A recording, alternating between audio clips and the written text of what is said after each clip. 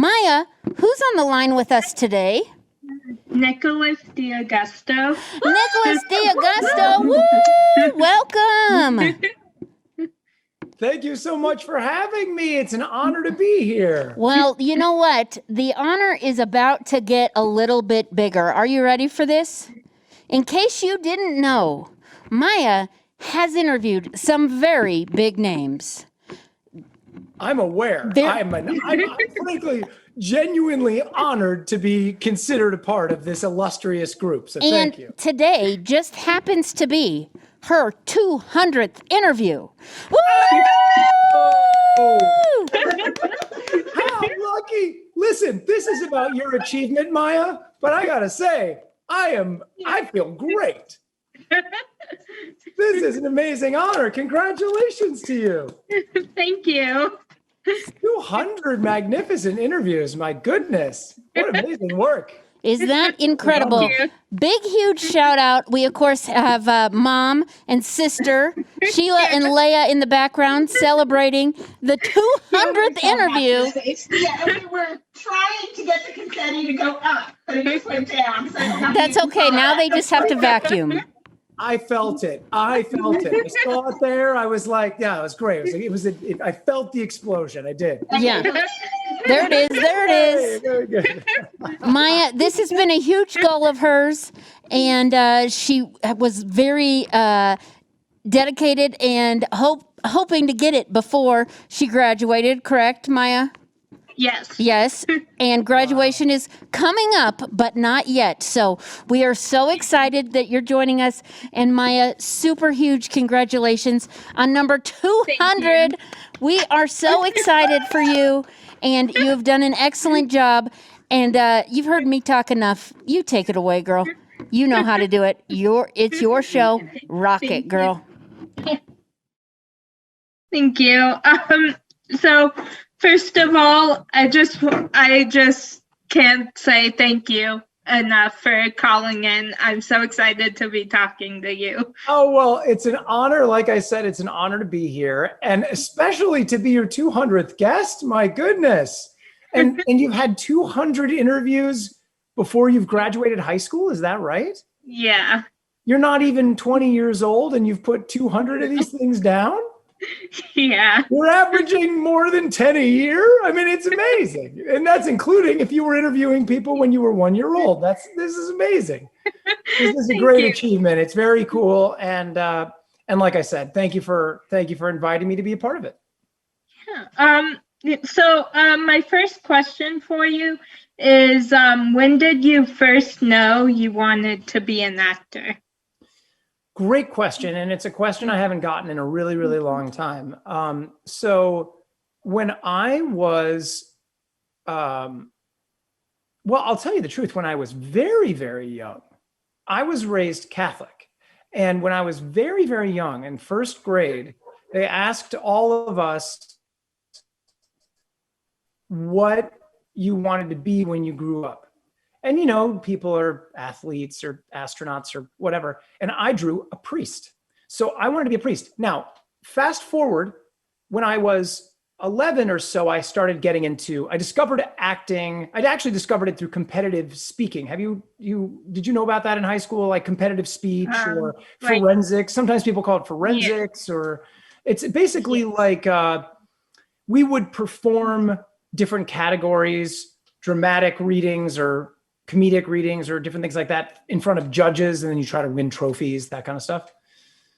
And so that's actually when I started acting. But when I look back on it now, I look back to that kid who was a first grader. And to be honest, as much as I was a child who enjoyed being, faith was a part of my life as a young boy, I think I wanted to be on stage because the priest gets to be up on stage in front of everybody. And so I think even at that age, I really just wanted to be standing up in front of everyone. So I think it was something that was in me from a very, very young age.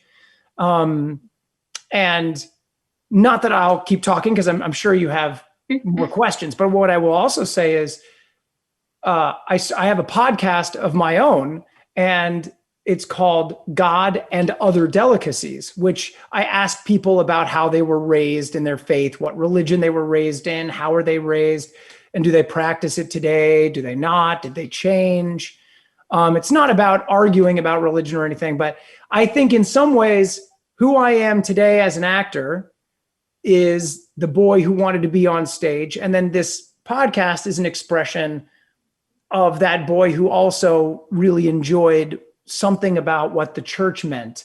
Although as I've gotten older, I've tried to understand better what that's like for all of us, and how we're all combined in a way. What's the through line that all of us share, even though we're from different faith backgrounds and that sort of thing. So that's a long answer to what you asked, but it has a couple of different avenues. But I think the short answer is I think I knew it as a very, very young boy. Oh, cool. So I know that, so your first big break was in the movie Election with Reese Witherspoon and Matthew Broderick. How did that opportunity come about? Yeah, this is great. Thinking back that long now, I told you that when I was 11 or so, I started acting. So then when I went to high school, I started doing all the plays that I could. And just through one of these strange Hollywood things. So remember, I'm in Omaha, Nebraska, okay? Now, you wouldn't know this, but your parents would, or your mother would, who's there with you. But in 1997, which is when this movie came, and I was a senior in high school, there wasn't the internet really. You know what I mean? Yeah. So like I didn't have an email account. I'm still I'm just old enough to where I kind of caught that old time. And Omaha, Nebraska felt like it was a really long way away from the coasts. Today, you're in Colorado, I'm in Los Angeles. It doesn't feel like we're far apart, right? We're on the Zoom together now. It doesn't matter. But back then, movies would take extra weeks. If they premiered in New York and Los Angeles, movies wouldn't come to Omaha until like 3 or 4 weeks later. Well, all of a sudden then a movie starts shooting in Omaha. They give out the side scripts to the high school theater departments around the area. The side scripts are the auditioning material. And I went and auditioned with some friends that I was doing theater with. And long story short, I booked the part. So all of a sudden I was a senior in high school in Omaha, Nebraska. And then a week later, I'm sitting reading a scene with Matthew Broderick, who, as far as I was concerned, was the great Ferris Bueller. And it remains an amazing memory to me. And it's one of those things where I was very lucky. I was very fortunate that I had that opportunity happen. Oh, cool. Yeah. So you played Josh Siegel in Trial and Error, which is one of mine and my family's favorite shows. We quote it like all the time. And it makes me so happy. And yeah, it always makes all of us just laugh until we're crying. That makes me so happy. I'm so glad you watched Trial and Error. That makes me so happy. I adore Trial and Error. It's probably my favorite project I've ever done. Oh, cool. Yeah. Yeah. I just went this year, a couple months ago. I went through radiation, and when I finished radiation, what we did to celebrate was we watched Trial and Error. Oh. And I was like, this is just the perfect way to celebrate. Were you watching season 1 or season 2? We were watching season 1. Okay, cool. So. Oh, well, that makes me so happy. Not that it matters. I was just curious because for me, I'm wondering where were you at in the story. But that makes me so happy that we could bring, that's the actor's the great reward for an actor is if someone says, or writer or producer or whatever, if someone says they watched your stuff and it put a smile on their face, especially during a difficult time, that warms my heart. So I'm thrilled to hear it. And like I said, Trial and Error was very special to me. Very, very special show to me. And it's, it did well, but, it wasn't a big hit, right? But whenever I run into people who loved it, it makes me very happy. Yeah, it was. Yeah, it was just the best show. Oh, it makes me so happy. So I was wondering, was it a challenge to not break character from laughing? Yes, it was. It was. I actually learned. I really grew a lot as an actor, actually, on that shoot in a lot of ways. And in one of those ways was really, truly learning how to not laugh in the middle of scenes, because everybody, as you're asking the right question, I mean, everybody is so funny. Do you know that at the end of, when people are done shooting a season of television or they're done shooting a movie, that there's a gag reel that they play? Have you heard about this? That there are gag reels at the end? Yeah. So we have a gag reel at the end of the first season, and they say all kinds of crazy stuff. I mean, some of the jokes I'm thinking of, maybe I shouldn't even say, because I was asked not to talk about certain subjects. But you remember John Lithgow's character in season 1? He says all kinds of outrageous stuff. Yeah. And there are so many moments of our gag reel from season 1 where he just cannot stop laughing as he says all of these lines.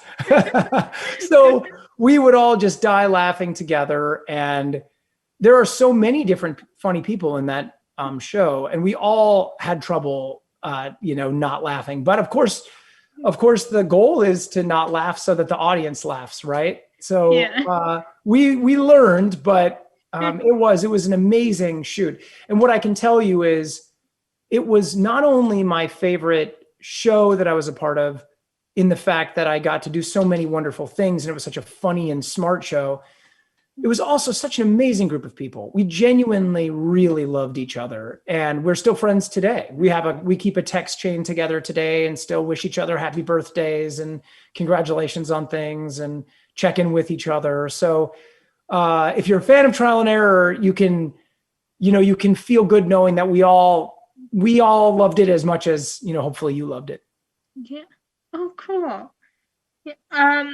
So you've guest starred and had recurring roles in so many things, including Gotham, Supernatural, Grey's Anatomy, The Office, and Grace and Frankie.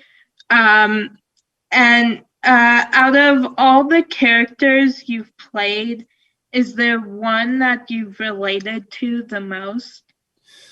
Well, that's a good question. Well, I do think, having just talked about on air, in some ways, that was an essence of who I am that I've never really gotten to play. He's a little nerdier than I am. I mean, look, I'm a nerd, but I think that in some ways, though, I think that I am very close to Josh. I think I'm close to Josh in my personality, and that might be one of the most connected I am. But it's a good question because, as an actor, you connect to everyone that you play. There's a reason that you get cast in a role. You're able to connect to something, and the casting directors or the producers or the director, they see that in you. And so, like anybody, I can be very angry, or I can be very happy. I can be very sweet, or I can be not so sweet. And so the great joy of acting is to play the characters who are both sides of that, or that you get to play all the sides of that. So when you think about Gotham, he was going to be Two-Face, right? And so there was a part of me that got to play the angrier parts of myself. In Trial and Error, I'm very goofy and, very in over my head and trying to do the right thing. And that's probably more who I am in person, in real life. But I think it's a good question, but it's hard to think of anyone more than Josh, to be honest with you. It's hard to think about anybody more than Josh really capturing the most of me in one role. Oh, cool. So I know that you were in the movie Final Destination 5. Do you like supernatural and horror films, or do they scare you? They scare me. But so like one thing I always thought was really funny was when I finally watched the first full cut of Final Destination 5, I was genuinely scared. And I had read the script. I had shot the movie. I was in the movie. I knew what was going to happen. It's not like it was a surprise. But I'm really the music and the gore and the suspense and the surprises, and I'm a little jumpy when it comes to that. So I don't have a lot of fun watching horror films, really. But there are some great ones out there, and I do like suspense and I do like thrillers, but I just think I'm a good audience member because they hook me really easy. What about you? I hate horror movies. Uh-huh. They freak me out. I do like thrillers though, but there are like certain ones that are my favorites because I know they won't scare me. Like they're suspenseful, but they won't terrify me that I can't sleep. Oh yeah. Good. Yes. I have a terrible nightmare I had when I was a young child when I snuck down and my older brother was watching Nightmare on Elm Street. I think it was number 3. And I wanted to like see what my brother was up to because, I was like a younger brother and I wanted to be in on the cool kids or whatever. And I snuck downstairs and there was a way in my house that you could sneak into an area and not be seen, but you could still watch the television. And I watched it and I still have a memory of waking up in the middle of the night crying and running into my parents' room, having memories of Freddy, coming for me. So I think at a very early age, I was like, horror films are not good for me. That being said, I'm happy to act in them because they're more fun to act. They're not so scary to act in. I remember we watched Titanic a couple years ago, and I actually like some of the graphics in that movie just like really freaked me out and disturbed me, so then I couldn't sleep for like I remember that night I had nightmares about it. It's a pretty horrible true story. Yeah. It is. I remember. I mean, it's not a horror film, but yeah. Oh, I'm sorry, I lost you. Go ahead. Oh, sorry. No, I was just saying that I was mad at my sister that we watched that because we used to like every year for the Oscars, we used to have these Oscar parties and we'd pick movies to for people to vote on that we'd watch. And so it was either movies nominated that year or in the past. So one year for our Oscar party, we watched Titanic. And I remember I was so mad afterwards at my sister. I was like, why did we have to put that down as an option? Yeah. Well, you never know sometimes, right? You think of Titanic and you think, oh, it's a love story. You're like, it's a lot more than a love story. It's pretty horrifying. Yeah. So, do you have any upcoming projects? I do. Thank you for asking. I am doing an independent film here in Los Angeles. I'm about to shoot in a couple of weeks with a couple of other young actors who, well, they're younger than me. Jared Abramson from this show, Travelers on Netflix. And then another guy named Goya Robles, who is on Get Shorty. So other actors that that you would know from other great shows, and where it's a movie called Rattled, and it's a kidnapping comedy gone violently awry. So this might not be good for you. You know, believe me, this is one of those where I'm excited to act in it, but I'm not sure that, you know, I might be grossed out by my own movie again, basically. I will, when it comes out, I will probably try it with my mom and sister, and then if I get like freaked out, I'll be like, okay, you guys can finish this without me. I won't be insulted, I promise. Okay. But also I have this podcast, like I mentioned, so if anybody wants to listen to that, that's something I do, and I'll be doing another season of that in a couple months. But I just have done one season of it. I've done 65 episodes, nowhere near as many as you. But I don't know if I'll ever catch up to you. But yeah, so it's and that's a very thoughtful show. It's a show that's it's a deep and thoughtful conversation. Oh, cool. Yeah. So excuse me. Sure. So what personality trait has gotten you in the most trouble? Wow, great question, Maya. Thank you. Well, this is a good one. I was going to say I talk too much, okay? But that doesn't get me in a lot of trouble. It just mostly annoys people. It's like, Nick, come on, get to the point. Get to the point in the story. But actually, one of my traits that I think has gotten me in some trouble, but in like funny trouble, I have a tendency to tell people, like when I'm about to walk somewhere, that I underestimate how far it is. So I'll be like, it's just a couple blocks. It's not a big deal. Because I'm a real walker. I like to walk long distances. So I walk, if I can, I walk about an hour and a half every day, 6-7 miles every day. And so I kind of forget how far things are. But when I tell like my family, sometimes I'll be like, come on guys, it's just a couple blocks down the way. And really it's like over a mile, and they're in heels or something. And then they're like, Nick, why do you do this to me? Like, this is very painful. This hurts. Like, what? Stop.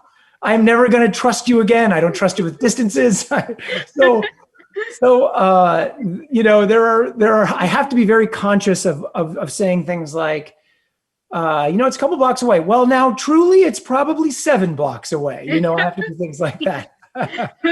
I mean, look, I have other personality traits that are less desirable, but that's a kind of funny one. Yeah. So is there a TV show or movie that you always watch when you just want to be comforted or?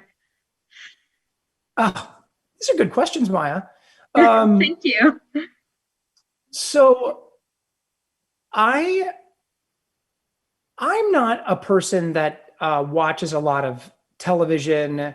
I actually don't watch a lot of television, and I don't lean on television. I think for me, partly that's just because I'm in the business. Sometimes that's different from actor to actor. Some actors just watch tons of TV and some don't. I listen to a lot of music. So as I mentioned, I like to listen to music and take long walks. That's where I like to get my time for, kicking back and relaxing, meditation or something. But I will say, my wife loves the Golden Girls. And I grew up on the Golden Girls with my parents, and my grandmother used to love the Golden Girls. And so whenever my wife and I are, it's the end of the night and we have a little bit of a moment to sit back and watch something, we put on the Golden Girls. Sometimes it's Seinfeld, sometimes it's Scrubs, but the winner is almost always Golden Girls. Oh, cool. Yeah. So is there a show that you're currently binge watching? Right now, no. But again, that's because I'm that's because I don't really watch a lot of television, and I have a 4-year-old son, and it's very hard to get him to go to bed at a reasonable hour. So, so by the time he's finally asleep, my wife and I just give up on the day and we go straight to bed. But, and I like to do lots of other things. I only have so much time in the day. So I have other work I like to do and other projects. And so I don't watch a lot of television. I would like to watch more. And so I don't have a good answer for your question, unfortunately. I occasionally watch some of the more kind of comedic news ones, like John Oliver or, Stephen Colbert and stuff like that. But I'm not binging any shows right now. Yeah, I'm actually, honestly, Maya, I'm trying to think of the last one I binged. And I'm really, it's kind of amazing, to think that I'm an actor and I really can barely think of the last one I binged, but that just says a lot. But yeah, I watch a lot of kids shows. So if you want to talk to me about, oh man, Tumbleleaf, Corey Carson, do you want to talk about, I could talk about Despicable Me. I could talk about Toy Story, Finding Nemo. You want to talk about any of these things? I'm there for you. Pixar movies. Those movies are really good. So they're awesome. So I'm really watching a lot of like kids stuff, Pixar movies. One of the things my son loves watching is WALL-E. I love WALL-E and he loves WALL-E. Are you a WALL-E fan? Yeah, I haven't seen it in a while, but yeah. Man, I love WALL-E.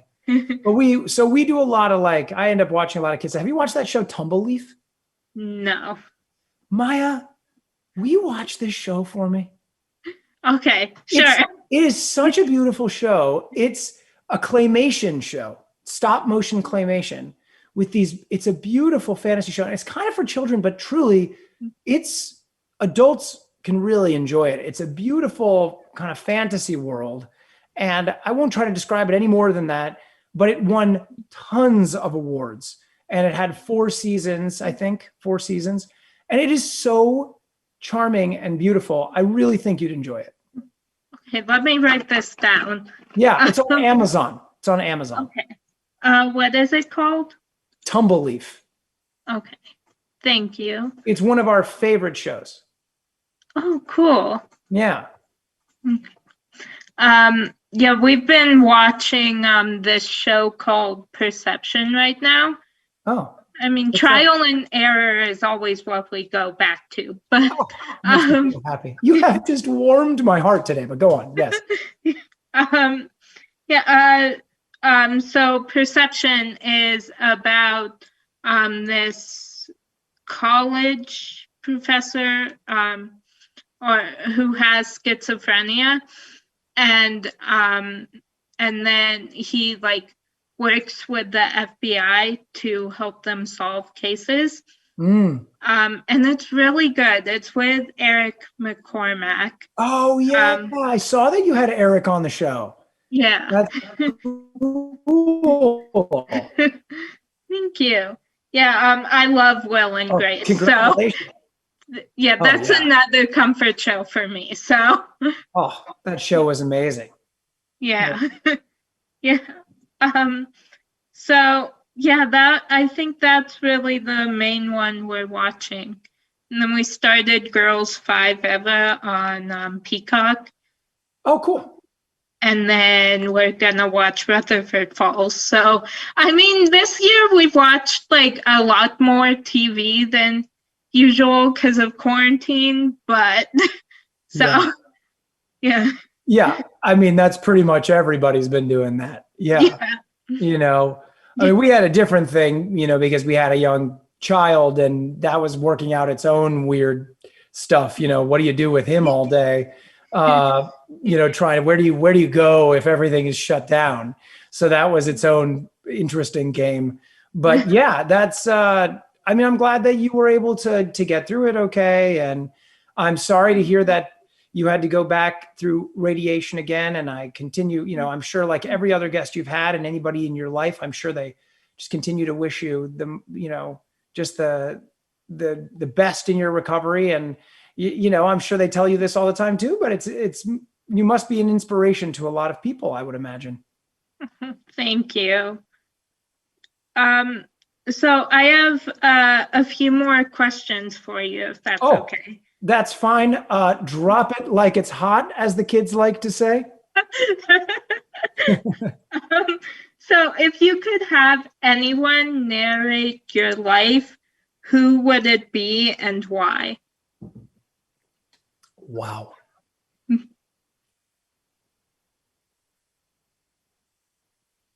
Do they have to be alive? No. So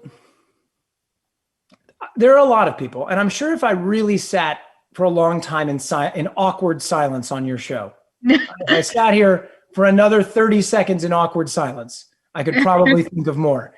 But I will tell you one of my dearly favorite artists. He's dead now, and he was quite a bit, you know, he was from a different generation than me. His name is John Hartford.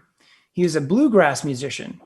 And I don't know if you saw that movie, Oh Brother, Where Art Thou, with George Clooney. And it was a Coen Brothers movie it was a while ago. You would have been young. But it was based in the South. And they had a lot of the great bluegrass musicians of that time period playing. And John Hartford was one of those people. John Hartford, your mother might know this. There's a song called Gentle on My Mind. John Hartford wrote that song. Glenn Campbell made it famous, but John Hartford wrote it. John Hartford he was what they called newgrass at the time. And I'm giving you like a history lesson. This is how I get myself in trouble when I'm talking. You're like, why is he telling me about newgrass? But I go into this because I found him sort of randomly. I was getting into bluegrass through a friend, and I found this crazy face on a CD once when I was with my friend. I was staying with a friend of mine who was going to school in St. Louis. He had aviator goggles on, old school 1970s, 80s. He had crazy long beard, crazy frizzled hair, and he had this weird look on his face. And I bought the CD. I didn't know anything about him, and I fell in love with it. It's called Aeroplane. He's so funny and so sweet and so playful. His music is all of these things. He's heartfelt, really goofy, very, very goofy, and funny, but very thoughtful. And he's also really, he's very inventive. And he was a really inventive artist of that time period. And he's a really kind of little known musician outside of bluegrass circles.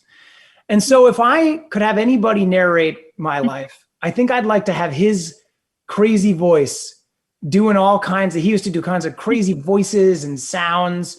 I think that he would be able to get the me that's serious at times, but also very goofy and very playful, mostly just wants to have a good time. You know, that's what I think I would say. Oh, cool. So if you could have any song playing to announce your entrance into a room, what song would it be? Oh, boy, that's a tough one, Maya, because I have a lot of songs I love.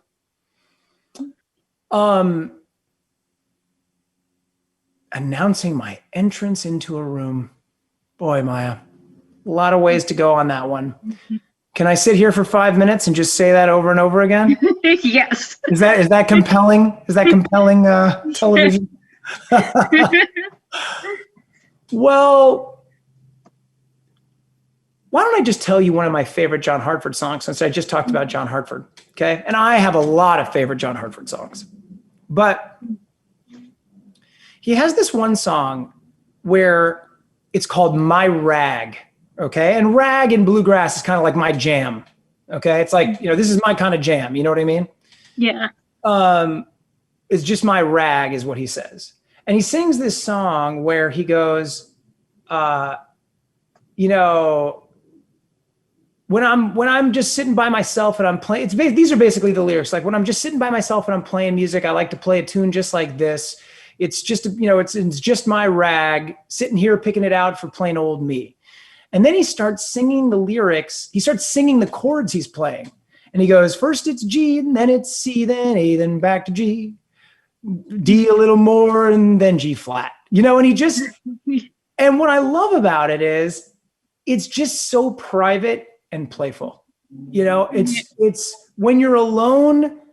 I like being alone. You know, I love being with people too, but I love being alone. And I love having private moments where I'm just goofing around, catching a wave, thinking about something, you know.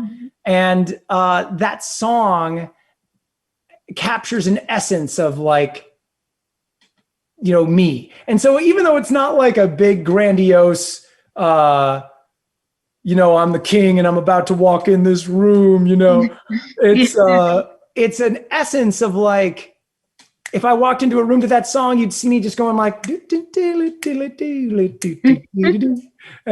that's me, man. That's me at my best. Oh, cool. Yeah. Yeah. I hope you listen to it. I hope you listen to his music now that I'm talking about him so much. Yeah, I wrote down the song, so I'm gonna listen to it after we hang up.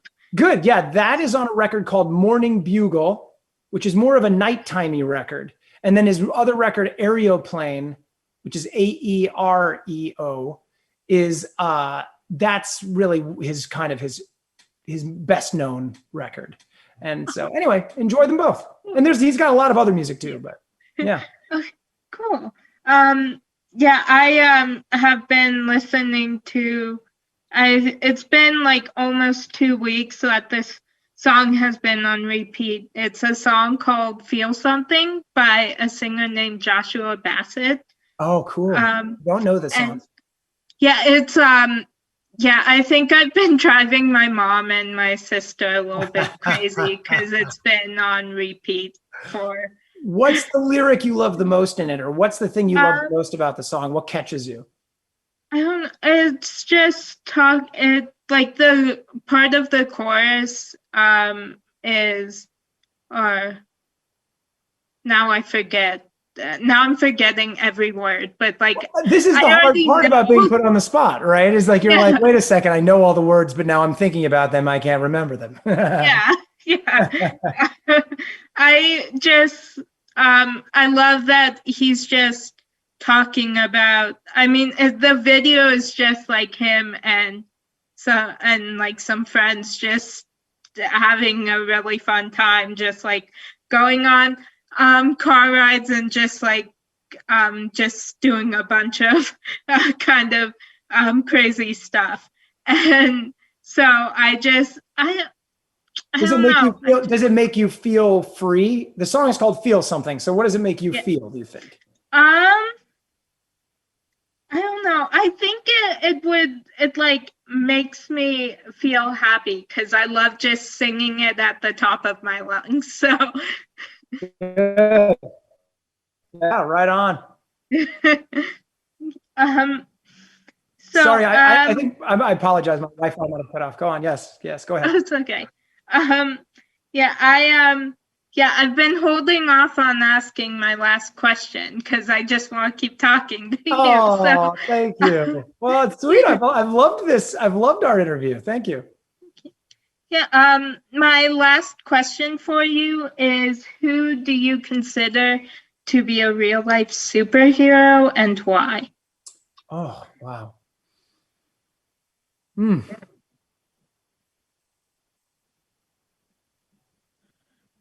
5 minutes of awkward silence.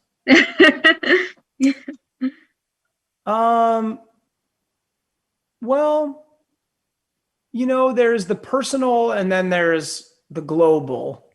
The personal, you know, we have those personal superheroes, right? Like my wife, who I couldn't do so many things without. You know, I have my son, who's like, you know, the most important thing to me. I wouldn't be able to do my work or have my son without my wife. So that type of stuff is real when you think about what people do for each other, when you really sacrifice day in and day out to make each other's lives better.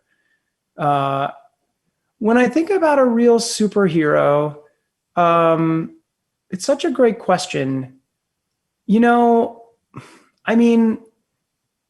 I think that I could go a political route, and I could talk about that guy in Russia, Alexei Navalny. Do you know that guy, Navalny? Have you heard about that guy? I think so. He's fighting for like democratic rights in Russia. I'm really inspired by that guy. He just got sent away to prison for 2 years because of him speaking out against the government. So that's something I think about. I think about obviously all the healthcare workers, right? How much they give and how much they sacrifice. I think about people that work in places of extreme poverty in the world. And I think about how people choose to sacrifice their entire lives to just go live in these places. So when I think about superheroes, I think about it on that level. I try to think about it on a real human level. Well, who are the people every day who do the things that are harder than the things I have to do? And they do them because they're helping someone near them. And, there are a lot of really wonderful, famous people that are famous for what they've done. But I think that I'm more inspired by the people that make the hard sacrifices day in and day out.